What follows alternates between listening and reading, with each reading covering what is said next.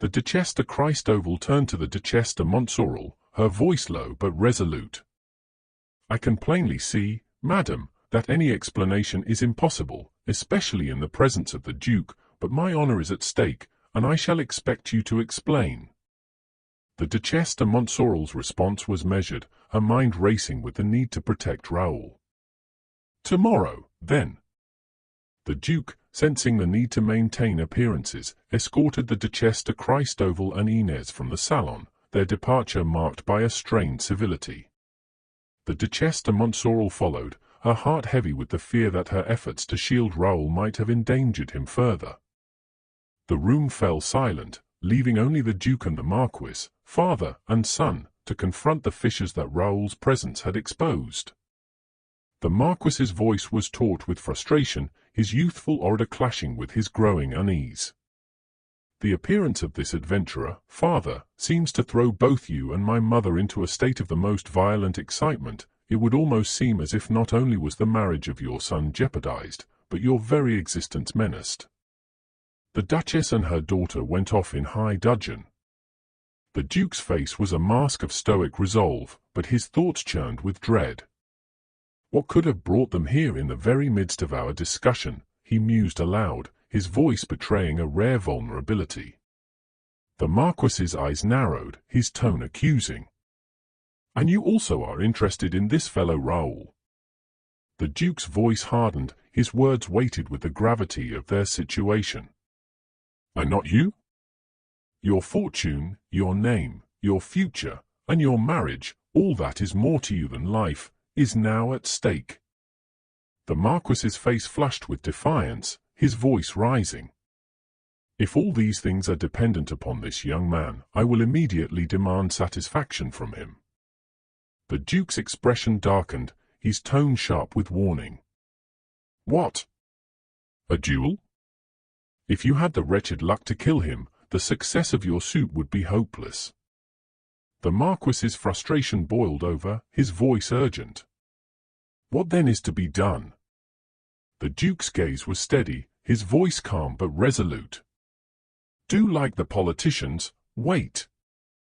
The Marquis's eyes flashed with impatience. "If you are in danger, father, do you think I can remain quiet?" The Duke's voice softened, but his words carried the weight of a burden he alone could bear. "Leave the burden to me, it would crush you." The Marquis leaned forward, his voice pleading. "Ah. But you will speak, father, you will tell me." The Duke's face closed, his tone final. "Nothing. For we should both of us have too much to blush for." The salon fell silent, the weight of the Duke's words hanging between them like a shroud. The Marquis stood frozen, his youthful ambition checked by the shadow of secrets he could not yet comprehend. The Duke, his heart heavy with the sins of his past, bore the burden of a truth that threatened to unravel his family's legacy. In the Montsorel mansion, where every glance was a gambit and every silence a confession, the spectre of Raoul de Frescas loomed large, a catalyst for revelations that could either redeem or destroy those entangled in his mysterious orbit. In the Montsorel mansion salon, where the air was thick with the scent of wax and treachery, the gilded mirrors reflected the tense tableau of a new arrival. Vautrin, clad in sombre black, entered with an air of contrived humility, his scarred face and piercing eyes betraying the predator beneath the penitent's mask. The Duc de Montsorel, his florid countenance set in a mask of suspicion, stood with his son, the Marquis, as Vautrin's presence disrupted the fragile equilibrium of the room. The heavy damask curtain seemed to guard the secrets that swirled within, but Vautrin's arrival was a spark in a powder keg. Vautrin's voice was low, his tone laced with feigned deference as he leaned toward the Duke, ensuring his words reached no other ears. "Excuse me, Your Grace, for having forced my way in, but we have both of us been victimized by an abuse of confidence. Allow me to say a word or two to you alone." The Duke's eyes narrowed, but he gestured to the Marquis, his voice firm. "Say on, sir." The Marquis withdrew, leaving the Duke alone with Vautrin, whose demeanor shifted subtly, a preacher's zeal creeping into his voice. In these days, success is in the power of those alone who exert themselves to obtain office, and this form of ambition pervades all classes. Every man in France desires to be a colonel, and it is difficult to see where the privates are to come from. As a matter of fact, society is threatened by disintegration, which will simply result from this universal desire for high positions, accompanied with a general disgust for the low places. Such is the fruit of revolutionary equality. Religion is the sole remedy for this corruption. The Duke's patience frayed, his voice sharp. "What are you driving at?" Vautrin's tone grew apologetic, but his eyes gleamed with cunning. "I beg pardon, but it is impossible to refrain from explaining to a statesman, with whom I am going to work, the cause of a mistake which annoys me. Has your Grace confided any secrets to one of my people who came to you this morning, with the foolish idea of supplanting me, and in the hope of making himself known to you as one who could serve your interests?" The Duke's face tightened, surprise mingling with suspicion. "What do you mean?" "That you are the Chevalier de St. Charles." Vautrin's smile was enigmatic, his voice smooth as oil. "Let me tell your Grace that we are just what we desire to be. Neither he nor I is simple enough to be his real self, it would cost us too much." The Duke's tone grew stern, his words a challenge. "Remember that you must furnish proofs." Vautrin's expression remained impassive, but his voice carried a warning. "If your Grace has confided any important secret to him, I shall have immediately to put him under surveillance."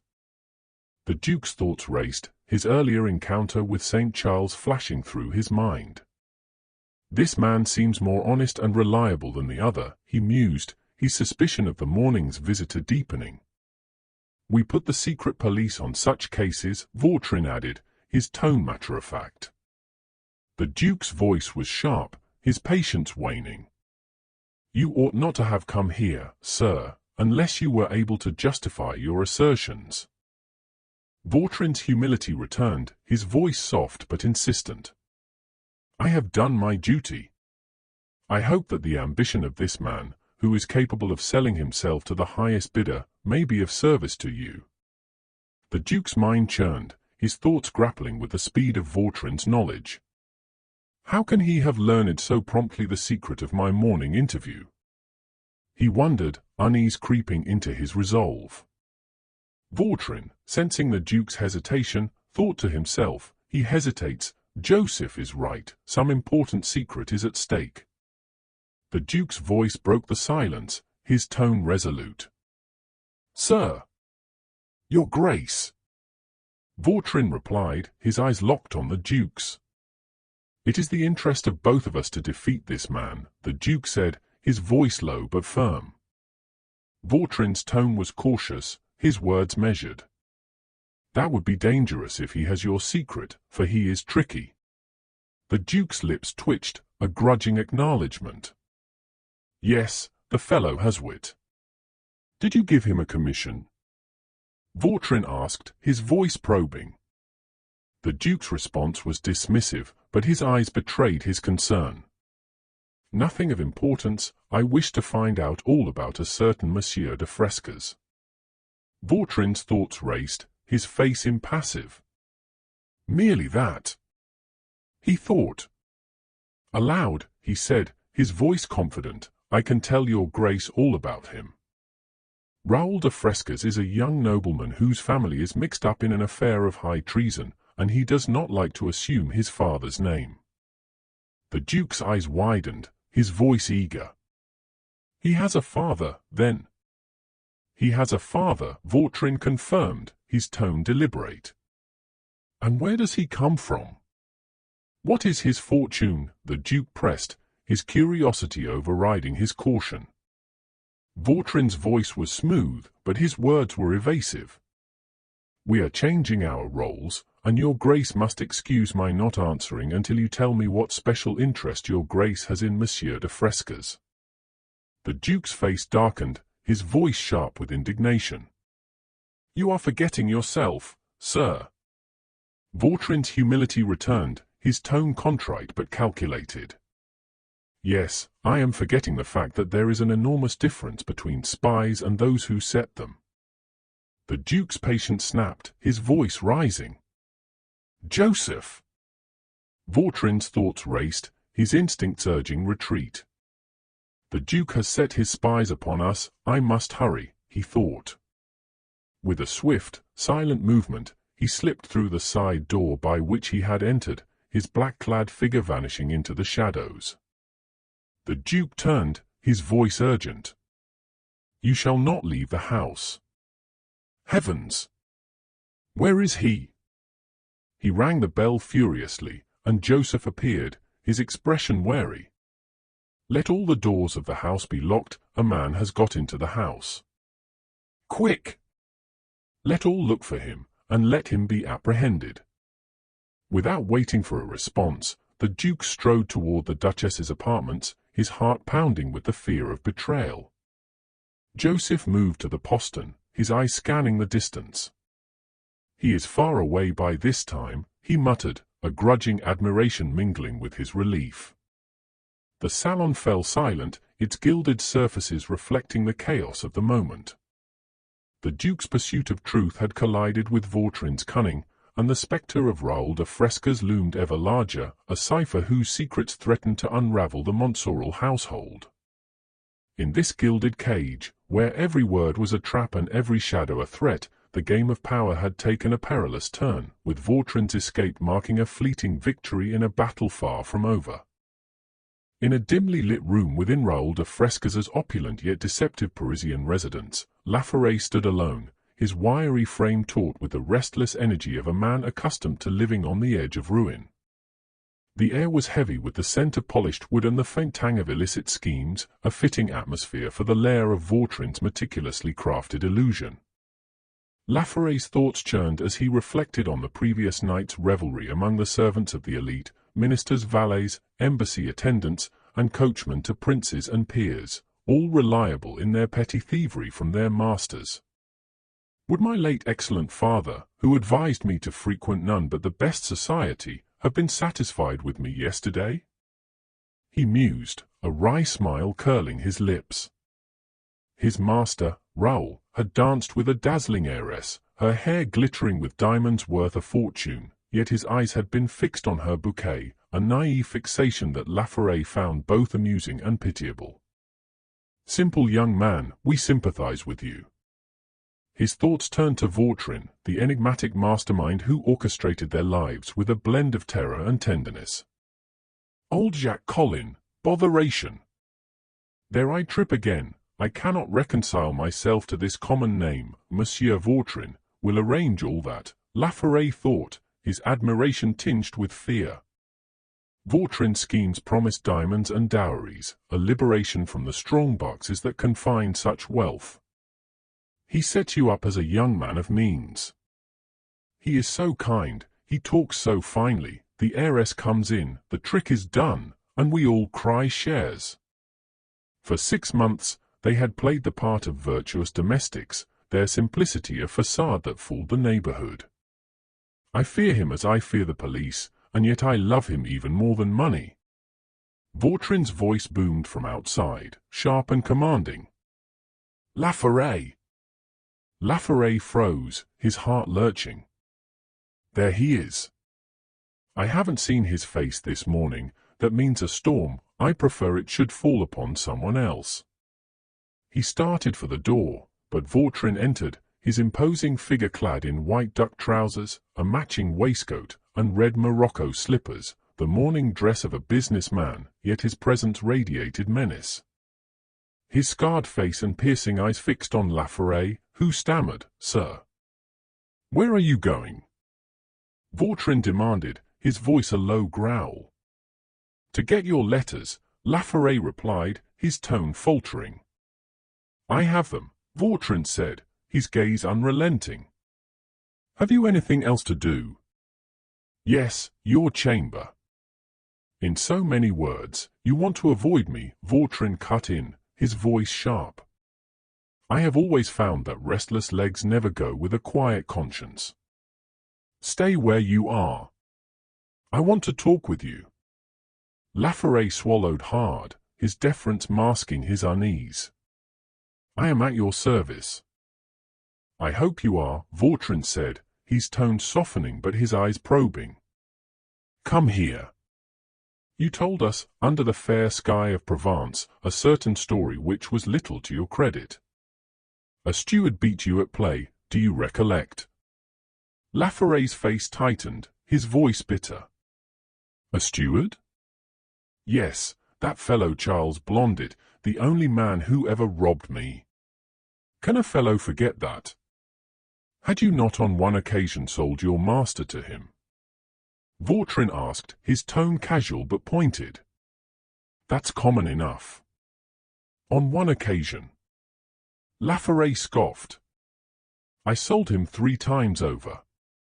"That was better," Vautrin said, a faint smile playing on his lips. "And what business was the steward then engaged in?" Laforet hesitated, then launched into his tale. "I was footman at 18 with the de Langeacs." "I thought it was in the Duc de Montsorel's house," Vautrin interjected, his voice deceptively mild. "No, the Duke, fortunately, has only twice set eyes on me, and has, I hope, forgotten me," Laforet said, his tone wary.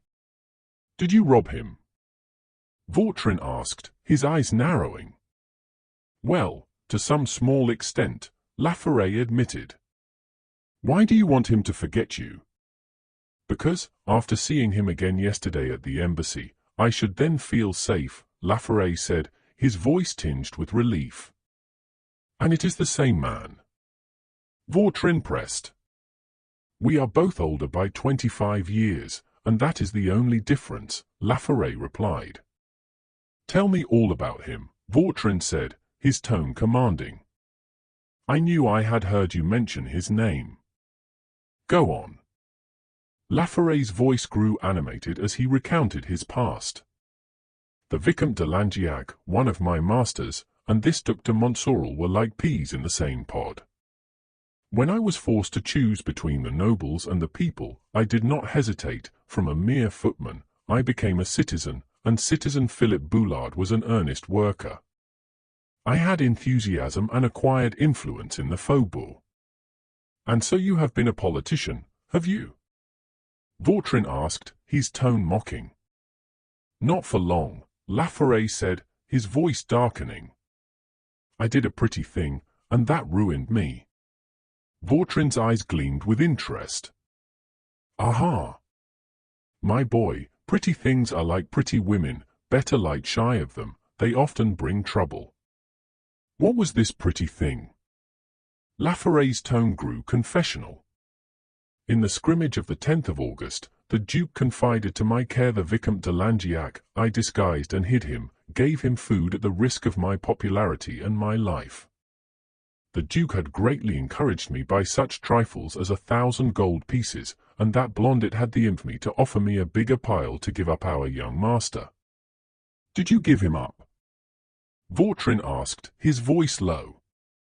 "Immediately," Laforet said, a grim satisfaction in his tone. "He was jugged in the Abbaye, and I became the happy possessor of 60 good thousands of francs in gold, in real gold." "And what has this to do with the Duc de Montsorel?" Vautrin pressed. "When the days of September came, my conduct seemed to me slightly reprehensible," Laforet continued. "To quiet my conscience, I determined to propose to the Duke, who was leaving the country, that I should rescue his friend." "Did your remorse prove a good investment?" Vautrin asked, his tone sly. "That it did, for it was rare in those days." Laforet said. "The Duke promised me 20,000 francs if I delivered the Viscount from the hands of my comrades, and I succeeded in doing so." 20,000 francs for a Viscount!" Vautrin exclaimed, his voice tinged with amusement. "And he was all the more worth it, because he was the last," Laforet said. "I found that out too late. The steward had disposed of all the other Langeacs, even to the poor grandmother whom he had sent to the Carmelites." "That was good," Vautrin said, his laughter a low rumble. But then something else happened, Laforet continued. That blondet heard of my devotion, traced me out, and found me in the neighborhood of Mortain, where my master was at the house of one of my uncles waiting for a chance to reach the sea. The noodle offered me as much money as he had already given me. I saw before me an honest life for the rest of my days, and I was weak. My friend Blondet caused the Viscount to be shot as a spy, and my uncle and myself were imprisoned as his accomplices. We were not released until I had disgorged all my gold. Vautrin's eyes gleamed with approval. That is the way a knowledge of the human heart is acquired. You were dealing with a stronger man than yourself. That remains to be seen, Laforet said defiantly, for I am still alive. Enough of that. Vautrin snapped, his tone sharp. There is nothing of use to me in your tale. Can I go now? Laforet asked, his voice hopeful. Vautrin's gaze was unrelenting. Come, come. You seem to experience a keen longing to be where I am not. But you went into society yesterday, did you do anything? Laforet hesitated, his tone evasive. The servants said such funny things about their masters that I could not leave the antechamber. Vautrin's voice grew menacing. Yet I saw you nibbling at the sideboard. What did you take? Nothing, but stay, I took a wineglass of Madeira, Laforet said, his voice faltering. What did you do with the dozen of gold spoons that went with the glass of Madeira? Vautrin demanded, his eyes boring into Laforet's. Gold spoons! Laforet exclaimed, his tone feigning innocence. I've searched diligently, but find nothing of that kind in my memory. Possibly, Vautrin said, his voice low and dangerous, but you will find them in your mattress. And was philosopher also absent-minded? Laforet's tone grew defensive. Poor philosopher! Since morning he has been a laughing-stock below stairs. He induced a coachman who was very young to strip off his gold lace for him. It was all false on the underside. In these days, masters are thieves. You cannot be sure of anything, more's the pity. Vautrin's whistle cut through the air, sharp and commanding. This is no joking matter. You will make me lose the house, this must be put a stop to. Here, Father Buters, ahoy! Philosopher! Come here. Fil de soie! My dear friends, let us have a clearing up. You are a pack of scoundrels. The door opened, and Buters, philosopher, and Fil de soie entered, their faces a mix of apprehension and defiance. Buters, grizzled and wary, spoke first. Present. Is the house on fire? Fil de soie, sleek and sly, added, is it someone burning with curiosity? A fire would be better, for it can be put out, Buters grumbled. Philosopher, his eyes gleaming with mischief, said, but the other can be choked. Laforet, eager to deflect attention, scoffed, bah! He has had enough of this trifling. Buters's tone was sour. So we are to have more moralizing, thank you for that. Fil de soie, ever cautious, protested, he cannot want me, for I have not been out. Vautrin's voice was sharp, his gaze sweeping over them. You, he said to Fil de soie. The evening when I bade you exchange your scullion's cap for a footman's hat, poisoner. We will drop the extra names, Fil de soie interjected, his tone firm. Vautrin's eyes narrowed. And you accompanied me as my footman to the field marshal's, while helping me on with my cloak, you stole the watch of the Carsac prince. One of the enemies of France, Fil de soie retorted, unrepentant.